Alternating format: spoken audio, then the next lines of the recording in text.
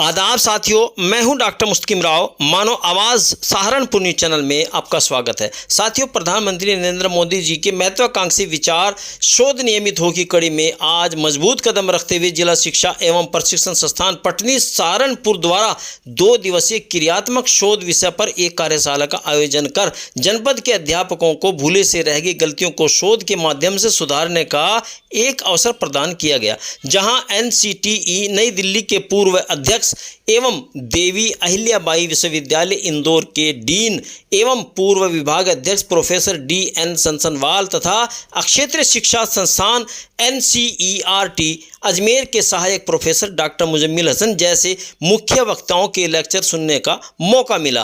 कार्यशाला में जनपद से सैकड़ों अध्यापकों ने उपस्थिति दर्ज कराई। इस दौरान जिला शिक्षा एवं प्रशिक्षण संस्थान सहारनपुर के उप शिक्षा निदेशक व प्राचार्य SM सिद्दीकी ने सभी अतिथियों का हार्दिक आभार व्यक्त करते हुए सभी अध्यापकों से खोज के प्रति सजग रहने की अपील की।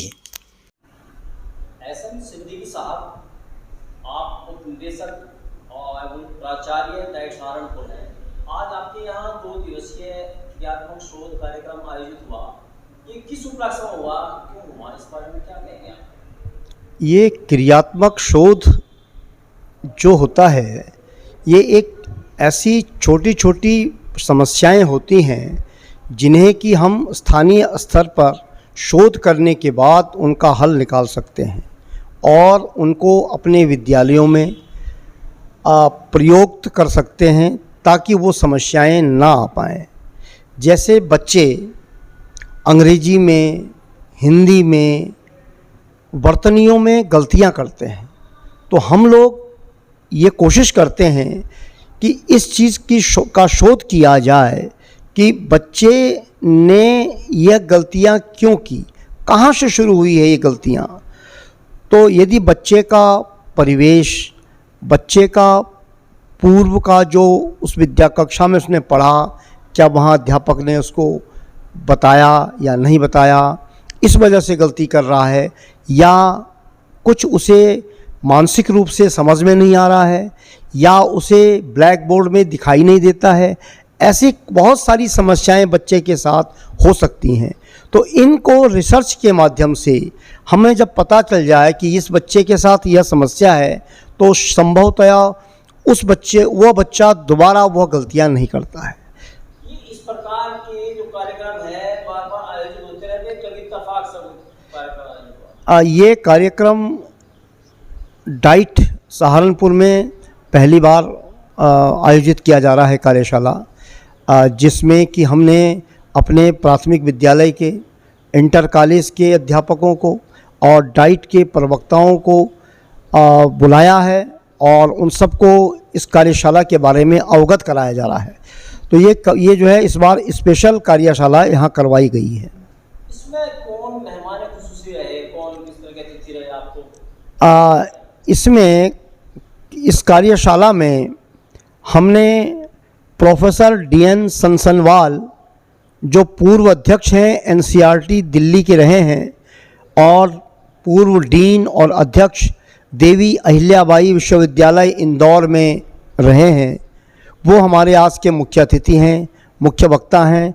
उनके साथ प्रोफेसर मुजम्मिल हसन, क्षेत्रीय शिक्षा संस्थान NCERT अजमेर में कार्यरत हैं, वो भी हमारे साथ वक्ता के रूप में आए हैं। इस दूर दराज की इस डाइट में इन दोनों लोगों ने अपना एक बहुत अमूल्य समय दिया है। हम इनके बहुत आभारी हैं। जैसे 2 दिवसीय कार्यक्रम सिद्दीकी साहब, तो इसमें कुछ रूपरेखा पार्टियां होंगी कि आज क्या होगा, कल क्या होगा, कुछ इस तरह का प्रोग्राम? जी हाँ, 2 दिवसीय कार्यशाला है।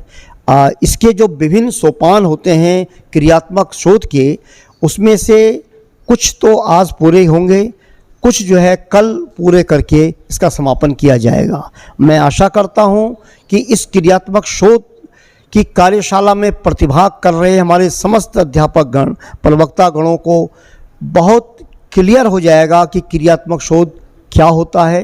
वे लोग इसमें प्रेरित होंगे। और आपने यह भी देखा होगा कि हमारे माननीय प्रधानमंत्री जी द्वारा बार बार कहा जाता है कि शोध का कार्य आगे बढ़ाया जाए।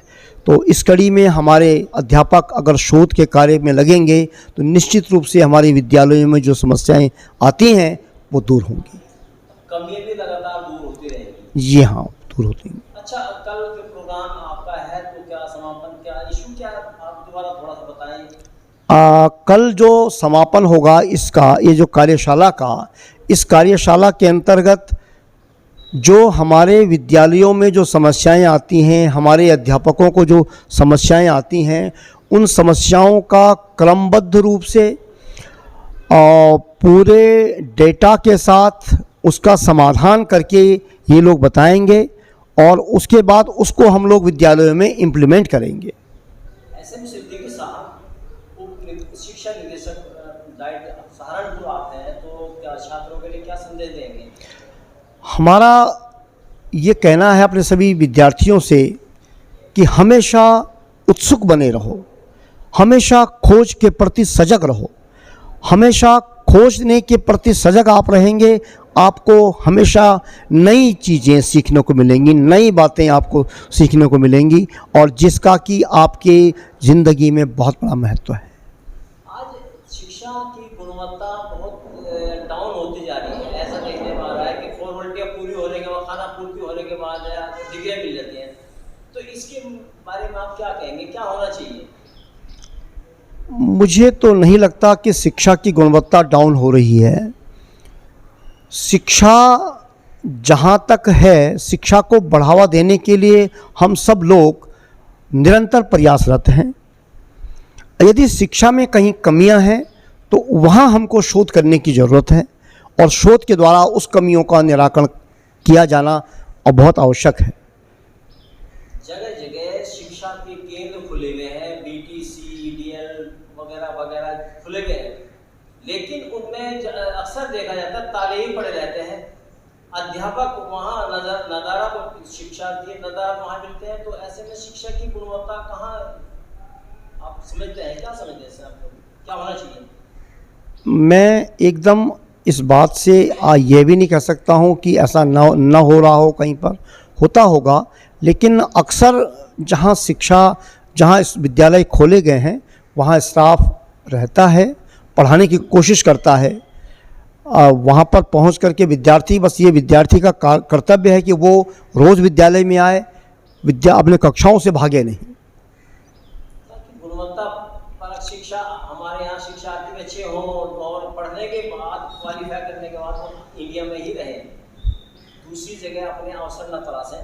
अगर यहाँ अवसर उनको मिलेंगे, लेकिन ऐसा अक्सर देखा जाता है कि कॉलेज खुले हुए हैं लेकिन शिक्षार्थी नहीं है। मैं प्राइवेट कॉलेज की बात कर रहा हूँ। अक्सर कोशिश हो रही है कि और बेहतर शिक्षा हो, ये प्रयास किया जा रहा है सारे शिक्षा विभाग के द्वारा। सारे जो हमारा तंत्र है, प्रशासनिक तंत्र है, एकेडमिक तंत्र है, वो सब कोशिश कर रहा है कि इसमें सुधार किया जाएगा और निश्चित रूप से गुणवत्ता को बढ़ाया जाएगा। सिद्दीकी साहब, आपने मानववाद से बात की, इसके लिए बहुत बहुत धन्यवाद। Thank you.